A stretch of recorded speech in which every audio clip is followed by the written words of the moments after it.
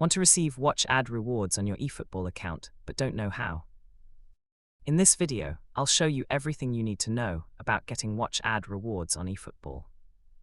Let's get started. First, launch the Efootball application and log into your account. Now tap on Extra at the top right. Tap on User Information. Here you will see your user ID, country or region and courtesy rating. What you need to do is change the country or region to a specific region which provides ad rewards. To change your country or region, open Google Chrome or any other web browser on your device. Go to the official Konami website.